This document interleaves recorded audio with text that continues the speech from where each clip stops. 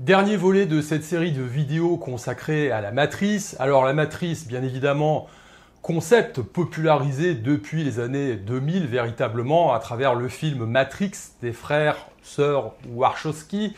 Alors c'est tout simplement un système, c'est un système de contrôle, de dépendance et puis de distraction qui s'est mis en place et qui, on va dire, met l'humain, l'individu dans une situation d'esclavage. Alors on est dans une situation d'esclavage, pas avec des fers aux pieds et autour du cou, quoique, quand on refait un petit tour en arrière sur les événements de 2020 où il fallait signer un petit papier pour sortir, où on affrétait des hélicos à 3000 $ pour aller récupérer un kéké dans la montagne qui voulait aller prendre un petit peu l'air, voilà, et quand on attendait religieusement le soir les informations pour savoir ce qui s'était passé, le nombre de morts recensés, les dernières mesures que le gouvernement allait mettre en place pour notre bien, eh bien évidemment on est en plein dans ce système de contrôle. Vous êtes à la fois dans un système de contrôle direct, puisque il s'agit de suivre entre guillemets à la lettre les directives officielles, sans même devoir et pouvoir questionner le narratif, sans même pouvoir se dire est-ce que ces mesures sont bien fondées, est-ce que d'un point de vue scientifique, on ne peut pas faire autrement, enfin bref.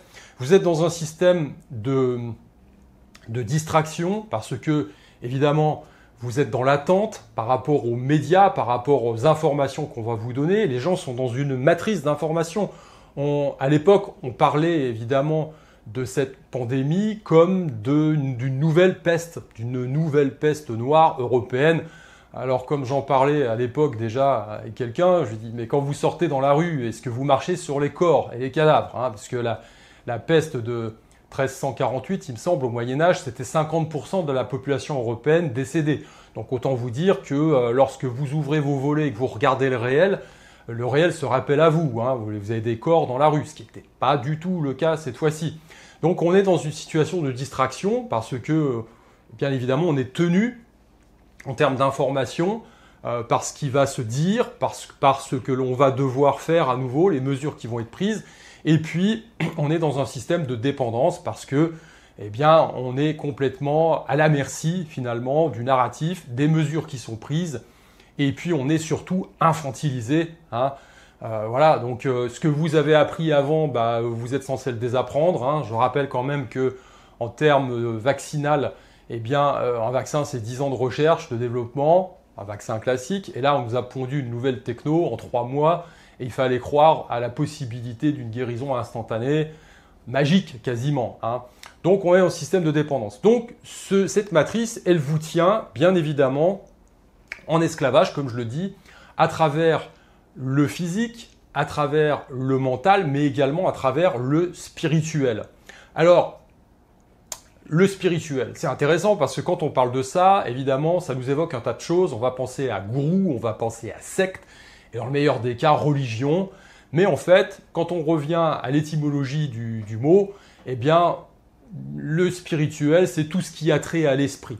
Et ça, c'est intéressant à être noté parce que finalement, on a deux conceptions du monde qui vont s'affronter sur ces questions-là. On a une vision à la fois traditionnelle, qui est partagée par la majeure partie des cultures du monde, et qui l'était également par l'Occident, on va dire jusqu'à une période assez récente, parce qu'à partir des révolutions du XVIIIe siècle et puis le développement, on va dire, des révolutions industrielles et de la technologie, eh bien, on a eu une vision alternative. On a une vision matérialiste du monde qui s'est développée. Mais jusqu'alors, l'homme vivait dans un environnement qui était sacralisé.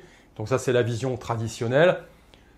J'en ai parlé dans mon dernier ouvrage, Le guerrier éternel. C'est important de poser le tableau parce qu'il y a évidemment beaucoup de conséquences qui découlent de ça. Donc dans la vision traditionnelle du monde, on a un individu, vous, moi, nous, voilà, on est incarné tout simplement. On a une âme qui est éternelle et qui s'incarne ponctuellement dans une bulle d'espace-temps. Donc c'est notre incarnation aujourd'hui dans cette vie. Pourquoi ? Si l'on en croit les traditions, pour faire des expériences tout simplement, pour pouvoir élever son niveau de conscience et pour pouvoir grandir. Donc alors, en fonction des traditions, on a cette notion karmique et puis comment dire, de transmutation des âmes à travers les corps. Donc on a la notion de réincarnation. C'est pas partagé par tout le monde. Hein. Dans le monde chrétien aujourd'hui, normalement on n'est pas censé se réincarner. Dans les traditions asiatiques, c'est le cas. Ceci étant dit, tout le monde s'accorde sur l'immortalité de l'âme. Et dans ce cadre-là, si votre âme est immortelle, elle passe de corps en corps et elle fait des expériences, elle se nourrit à chaque fois dans sa rencontre avec, on va dire, le monde matériel, elle se nourrit d'expériences et elle est censée grandir. Et c'est vrai que quand on voit certains individus, on se dit qu'ils sont juste au début du parcours. Bref. Et donc, dans la vision moderne des choses, on a une vision qui est matérialiste, essentiellement matérialiste, c'est-à-dire que la conscience humaine est le produit de la matière. Voilà, c'est-à-dire vous êtes un assemblage de cellules qui, à un moment donné, produit, on va dire, une conscience, la conscience de l'environnement. Alors de tout ça, il y a des conséquences qui sont directes, parce que si l'on considère que l'âme est immortelle et qu'elle fait des expériences à travers différentes vies, il y a des choses que vous oubliez, bien évidemment, de vos anciennes vies, mais il y a des choses que vous rapportez avec vous, et ce qui pourrait expliquer le génie de certaines personnes, comme un Mozart, par exemple, qui est capable de composer des trucs à 5 ans. On ne sait pas d'où ça sort, c'est comme ça, donc c'est peut-être quelque chose qu'il a ramené d'une ancienne vie. C'est pas des éléments qui sont isolés, on a plein de témoignages et de preuves, parce que ça constitue une preuve. Un gamin qui est capable de faire ça, bon, voilà, on va dire s'il est doué, ça sort de nulle part. Dans la vision moderne, l'homme est une page blanche à partir du moment où sa conscience est le produit d'un amas de cellules, on va pouvoir le programmer comme on veut, comme un ordinateur. Voilà, c'est le système d'exploitation. Et puis après, on va pouvoir charger la mule et en faire ce que l'on veut. Donc il y a un côté un petit peu robot là-dedans. Alors c'est pas anodin parce que de ces conceptions naissent évidemment. Alors il y a eu toute une évolution, bien évidemment, mais aujourd'hui on arrive au paroxysme de tout ça avec la manipulation du vivant, la manipulation de l'ADN, on l'a vu, on est en plein dedans, avec le transhumanisme, en clair, on est dans un univers tellement matérialiste que l'on va réussir quelque part à remplacer Dieu, c'est-à-dire que l'homme est Dieu, tout simplement. Voilà, donc on peut créer des humains, on arrive déjà à produire, on va dire, des nouveaux golems, la légende du golem. Alors, est-ce qu'on peut lui donner la vie? Peut-être qu'au niveau des cellules. Maintenant, est-ce que cette étincelle divine, cette étincelle de conscience divine va l'habiter? Ça, c'est autre chose. C'est tout l'enjeu, finalement, de notre époque, où l'homme, à travers la science, ambitionne, et peut-être même d'atteindre l'immortalité physique. Donc, on voit qu'il y a deux conceptions différentes qui s'affrontent et qui sont quelque part irréconciliables, parce que la science et les progrès scientifiques ne sont plus au service d'une humanité qui a conscience finalement de sa position et d'être dans un environnement sacralisé, avec un bagage, on va dire, spirituel qu'elle ramène de vie en vie, et la conscience d'être incarnée dans cette vie pour pouvoir se développer, élever son champ de conscience et croître. On est dans une vision totalement différente où l'on veut jouir absolument du matériel. L'homme est segmenté, l'homme est déconnecté des autres, de son environnement, et il prétend évidemment prendre la place de Dieu, devenir immortel, et puis prolonger sa vie pour continuer à jouir au maximum du matériel, du physique, du monde de la matière, du monde des sens. Alors ce qui est intéressant, c'est que dans les visions traditionnelles, notamment d'Inde et du Moyen-Orient, et de l'Extrême-Orient, on a compris déjà qu'on était dans un environnement qui était illusoire, que ce monde n'est qu'une illusion, la grande Maya pour les hindous. Alors, c'est intéressant tout ça parce que, évidemment, quand on oppose ces deux visions, on a derrière une meilleure compréhension du fonctionnement de la matrice et du pourquoi.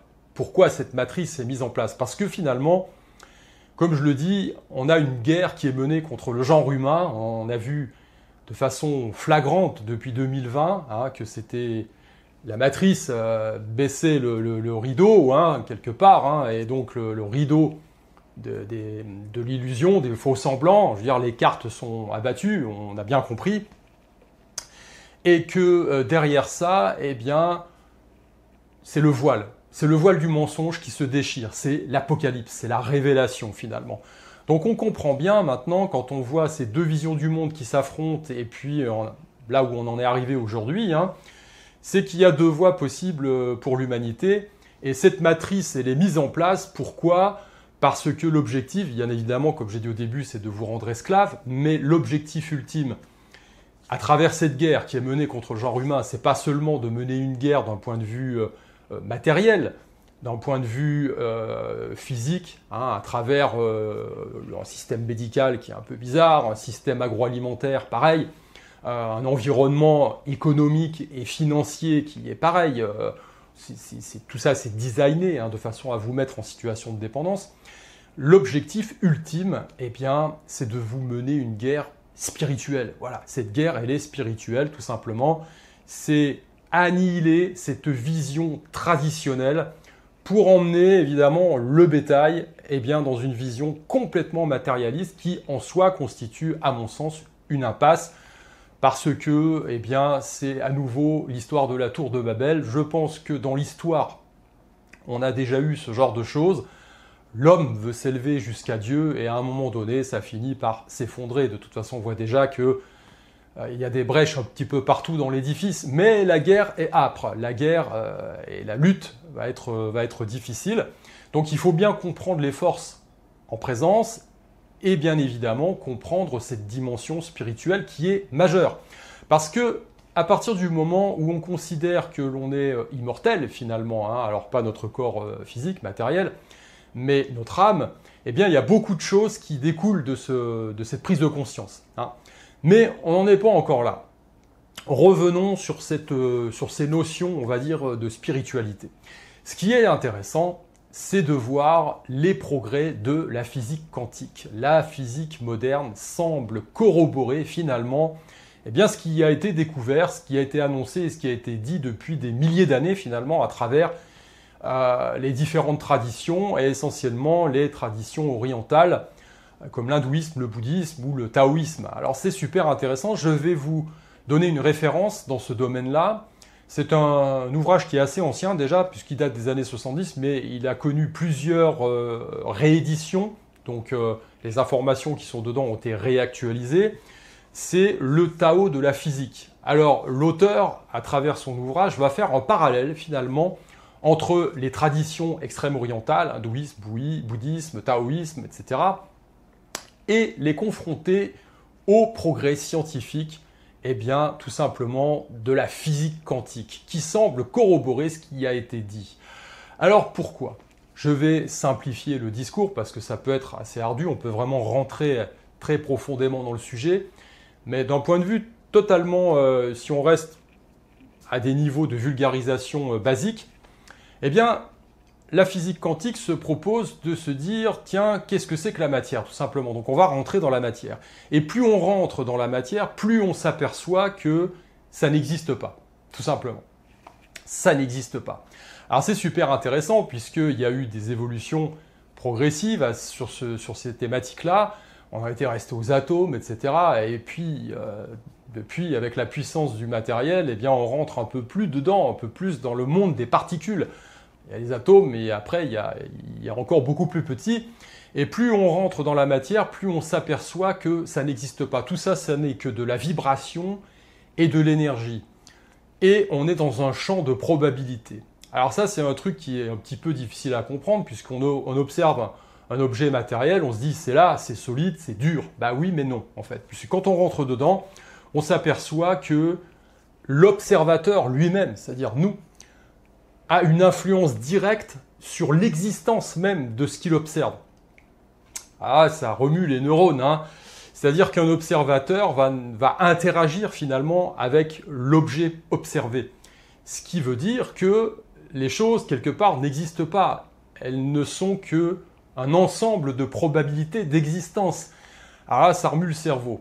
Eh oui, mais ça semble corroborer tout simplement cette notion de Maya, cette notion de grande illusion, d'une part, et d'autre part, ça semble nous dire finalement que nous sommes créateurs, bien évidemment, puisque à partir du moment où l'observateur influence ce qu'il observe, eh bien, vous êtes vous-même créateur. Donc, quelque part, on rejoint les traditions orientales qui disent que tout ce que l'on observe n'existe pas. Alors, d'un point de vue factuel, on perçoit le monde finalement à travers un œilleton de porte. J'avais déjà exprimé ces notions dans Sanshin, mon ouvrage.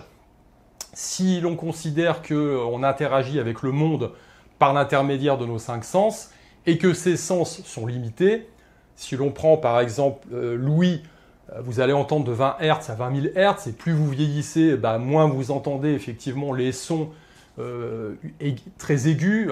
Les adolescents entendent des sons que nous on n'entend pas, par exemple. Les animaux ont la capacité de capter des sonorités que l'on n'entend pas. C'est pas parce que vous les entendez pas qu'elles n'existent pas. Le spectre lumineux, c'est exactement la même chose. Les sens, c'est pareil. Quand on observe certains individus par rapport à la conscience qu'ils ont d'eux-mêmes, de leur propre corps, et on compare ça avec un gymnaste ou une danseuse de haut niveau, on voit qu'il y a déjà un gap énorme. Donc en fait, on perçoit le monde à travers une infime portion finalement, puisqu'on a des fréquences, tout ça c'est réduit à des fréquences qui restent limitées. Et donc il y a tout un univers que l'on ne perçoit pas. Et dans la physique quantique moderne, on va expliquer évidemment que 95% de l'univers, on ne sait pas ce que c'est, voilà, tout simplement. C'est pas parce que qu'on ne le perçoit pas que ça n'existe pas, on ne sait pas ce que c'est. Donc on vit finalement dans un monde qui reste sacralisé dans l'absolu, et les progrès de la physique quantique rejoignent ce qui a été dit dans les traditions plurimillénaires. Donc c'est quand même très intéressant. À partir de là, on peut extrapoler, bien sûr, et il reste une loi qui est classique, c'est que si ça existe depuis des milliers d'années, et que ça a fait ses preuves, il y a de fortes chances que ça existe encore beaucoup plus longtemps, que quelques dizaines d'années, on va dire, de théories hurluberlues, transhumanistes, qui, à mon avis, vont disparaître. Quand on voit déjà le wokisme aux États-Unis, ça a fait long feu, ça a duré 10 ans, et maintenant, voilà. Donc, quelque part, il s'agit de rester ancré dans ces constats et de rester positionné par rapport à des névroses contemporaines qui passeront, comme le reste. Et donc, quand on a compris que ces deux visions du monde étaient en opposition, quand on a compris que la vision moderne met en place une matrice pour pouvoir mettre en situation d'esclavage les individus, les couper de leur environnement traditionnel, l'environnement sacralisé, qui est celui dans lequel on devrait baigner d'un point de vue spirituel, pour les mettre dans un truc qui est complètement artificiel, on comprend mieux pourquoi cette guerre nous est menée. C'est pour nous perdre, tout simplement. Et puis, bien sûr, on le voit à travers le système actuel, n'oubliez pas que c'est celui qui signe le chèque qui commande. Donc à partir du moment où vous êtes dépendant, je veux dire, moi je veux changer de sexe par exemple, je vais devoir me coltiner une chirurgie qui va être financée, et puis ensuite tout un tas de médicaments qui feront que je serai mis en situation de dépendance. Et tout est comme ça, tout est comme ça. On vous vend des choses alors que la nature, quelque part, produit et vous donne, vous offre gratuitement. Aujourd'hui, on est en été, en Bulgarie, il fait très chaud. Promenez-vous dans la rue, vous êtes plombé par le soleil et la chaleur, ce qui est logique. Vous allez passer sous un parasol, donc un truc qui est produit par l'homme, vous allez avoir une protection du soleil, mais vous allez encore avoir chaud. Vous passez sous des arbres, et là vous perdez 10 degrés. Voilà, il fait frais, il fait bon. La nature pourvoit. La nature pourvoit. On est dans l'illusion qu'on a besoin évidemment du parasol, alors qu'en fait on a besoin de l'arbre tout simplement. Donc c'est important de comprendre ça, c'est important de comprendre qu'on a quelque part un groupe d'individus qui a créé ou qui a hérité d'une forme de matrice dont l'objectif finalement est de mettre en situation de dépendance totale les individus. Pourquoi ? Parce qu'on est du carburant pour la machine. Je peux vous dire que à travers mon expérience liée au décès dans ma famille, je veux dire, même une fois que vous êtes mort, vous êtes encore en train de payer. C'est vos héritiers qui continuent. Donc en fait, vous êtes bien du carburant pour la matrice. Voilà. à travers la finance, à travers l'énergie quelque part que vous accordez. Quand vous écoutez toujours des menteurs et que vous leur donnez votre attention, vous les nourrissez également. Ce sont des vampires énergétiques, tout le monde a connu ça. Dans son entourage proche, vous avez des gens qui vous pompent votre énergie vitale. Là, on le fait, mais à grande échelle.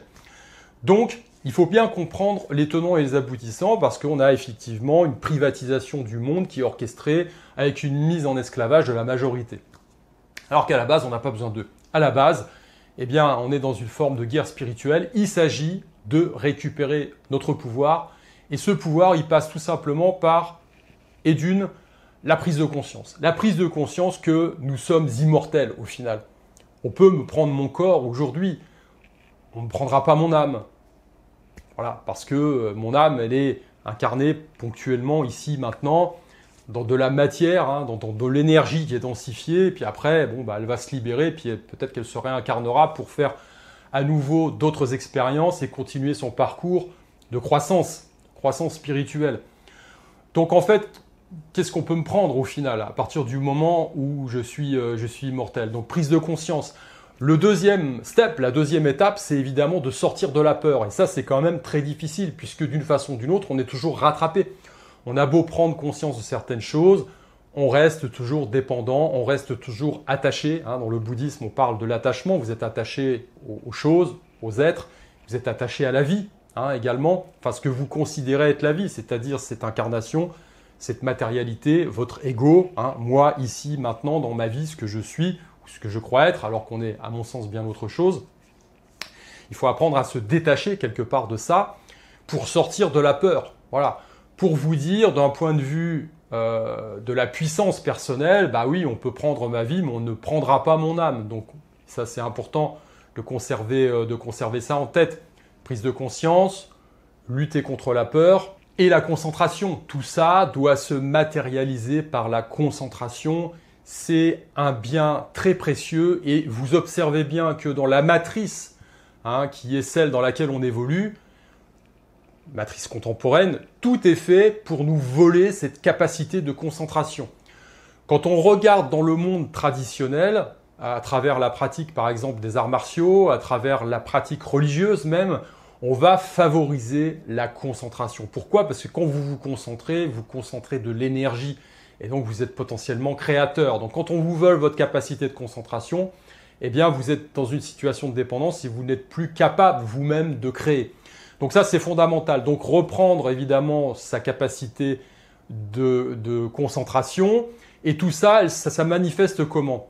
On se remet dans un monde spirituel. On va suivre les lois spirituelles. J'en ai déjà parlé. Ça va être la loi karmique, la loi de polarité, de correspondance, etc. Et on va se concentrer. Alors, on se concentre comment?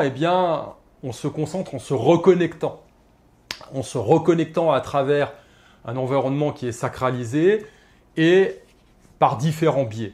Alors, ça peut être la prière, ça peut être la méditation, ça peut être la connexion que l'on a, cette intime connexion que l'on a avec l'environnement. Lorsque vous marchez pieds nus sur une plage ou par terre, d'un point de vue énergétique, vous allez vous nourrir des ions qui montent du sol et puis des ions qui sont envoyés par l'intermédiaire du soleil et du cosmos.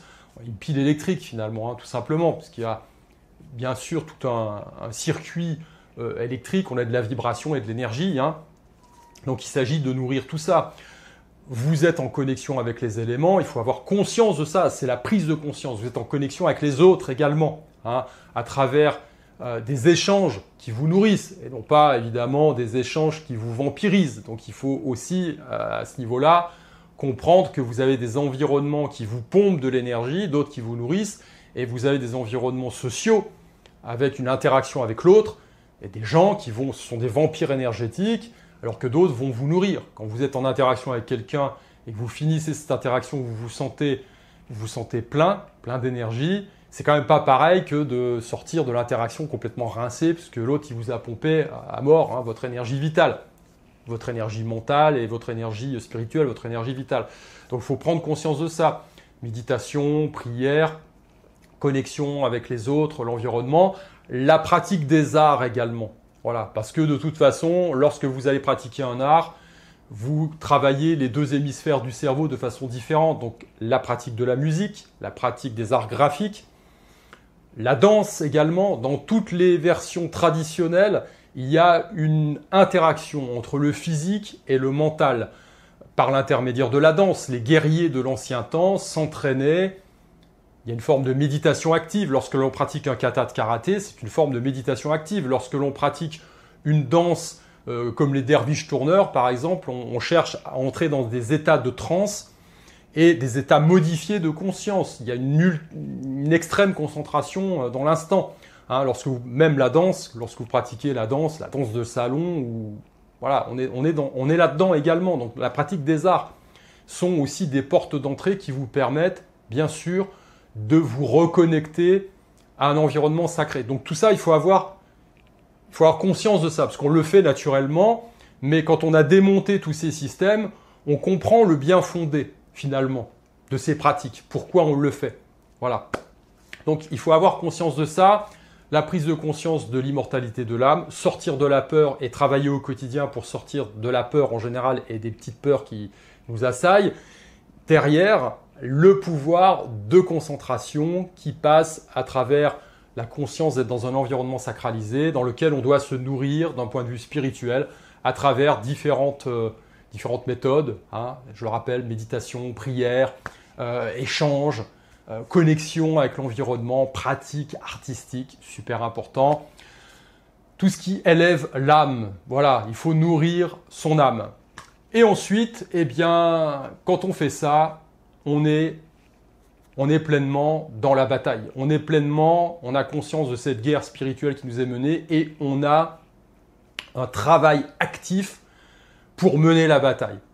Voilà. Parce qu'aujourd'hui, eh bien, cette guerre spirituelle, il faut qu'on la gagne. Hein. On voit bien qu'on est dans une période de transition et qu'il nous faut une révolution. Voilà. Mais la révolution, elle ne va pas passer par les fourches ou les fusils comme dans l'ancien temps. Pourquoi ? Parce que déjà à la base, si on regarde la Révolution française et par exemple, et qu'on met de côté le roman national, la Révolution américaine c'était sans doute différent, mais elle a vite été récupérée. Mais en règle générale, comme on dit, c'est les numéros 2 qui agitent les numéros 3 pour prendre la place des numéros 1. Et ceux qui se font bigner à chaque fois, c'est le numéro 3, c'est la masse, c'est le peuple, dans cette vision un peu pyramidale de l'organisation sociale.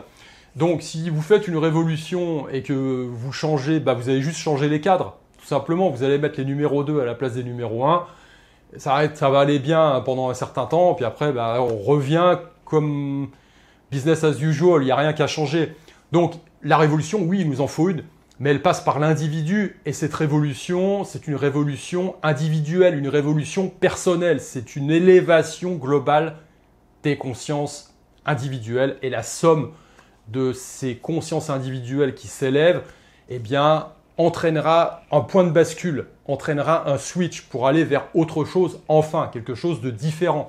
Voilà. Et comment ça se manifeste tout ça au quotidien ? Eh bien, face à chaque situation, vous avez toujours deux choix possibles. Hein. Soit vous vous conformez, soit vous suivez votre intuition et vous suivez ce que vos guides et ce que votre âme vous intime de faire. Elle vous dit non, on va plutôt vers ça, même si c'est pas facile, même si, voilà. Hein, moi qui suis un grand fan, j'ai grandi avec les bandes dessinées d'André Chéret et Roger Lecureux, Rahan, c'est un petit peu ça. Il remettait son destin entre les mains de son coutelas, son couteau d'ivoire qu'il faisait tourner sur une pierre en se disant, tiens, où je vais ? Quelle est la nouvelle aventure que le destin va me concocter ? Et donc, c'est par l'intermédiaire de son couteau qui lui indiquait la direction qu'il devait prendre que Rahan se lançait dans une nouvelle aventure. Alors peut-être qu'il avait envie de passer par la clairière qui lui paraissait facile, mais le couteau, lui pointait une chaîne de montagnes. Il suivait ce que son intuition et ce que le destin l'invitait à faire par l'intermédiaire de la pointe du couteau. Donc on a toujours deux choix. L'aspect facile, qui est évidemment de suivre le troupeau, le narratif, de me conformer, ou alors la direction qui semble la plus difficile, mais c'est celle qui est véritablement viable, c'est ce que je ressens. Voilà, c'est mon intuition, c'est ce que mon âme me dit de faire. Donc on a toujours ces deux choix. Est-ce que je mens, comme tout le monde ? Voilà, prends soin de toi, gna gna, le gouvernement est là pour nous, pour notre bien, machin, etc. Ou alors, est-ce que je dis la vérité? Ma vérité. Non, j'y crois pas. Soyons prudents. On a besoin, évidemment, de voies alternatives pour confronter tout ça avant de se faire notre propre idée. Je ne prends pas tout pour argent comptant. Voilà, même si vous vous faites des ennemis, eh bien, voilà, vous décidez de prendre cette voie-là et puis de dire votre vérité. Même si ça ne fait pas plaisir à ceux qui n'ont pas envie de l'entendre, parce qu'ils préfèrent rester justement dans leur matrice d'illusion. Voilà, donc le choix nous appartient. À chaque moment de notre vie, on a ces deux choix possibles qui se présentent. À vous de prendre la bonne direction. La bonne direction, eh bien, c'est ce que vous guide, c'est votre guide intérieur qui vous la donne, tout simplement, même si de l'extérieur, elle ne vous semble pas facile. Voilà. Eh bien, écoutez, j'ai fini là-dessus. Alors, il y aura encore beaucoup de choses, bien évidemment, à dire, mais c'est important, à mon sens, à un moment donné, de faire un petit récap, de comprendre qu'est-ce que c'est que la matrice. Hein, c'est un système, tout simplement. Et les systèmes, il y en a partout. L'être humain fonctionne à travers des systèmes, parce que c'est dans notre mode d'apprentissage, on a besoin d'entrer dans un système. Mais il faut pouvoir en sortir, il faut pouvoir observer qu'il y a différents systèmes, faire un mix de tout ça. L'idée, comme dans l'éducation, c'est pas de produire des robots, c'est de produire des individus qui se réalisent pleinement à travers les outils qu'on met à leur service, et non pas le contraire. Hein, pour pas être évidemment dans un système de domination qui est loin de vous servir, puisque vous êtes vous-même mis au service du système. Hein. Donc voilà, cette histoire de matrice fondamentale, et derrière comprendre les ressorts de tout ça, comprendre cette guerre spirituelle, comprendre évidemment de quel côté on doit se positionner et rester ancré. Donc on a les clés maintenant. Hein. Concentration, lutter contre la peur, utiliser bien sûr des outils traditionnels qui sont là depuis la nuit des temps. Encore une fois, on cherche la modification du champ de conscience, on cherche à favoriser la concentration, on cherche à favoriser la connexion à l'environnement au sens large, hein, dans un contexte sacralisé. Bonne réflexion, je vous dis à plus.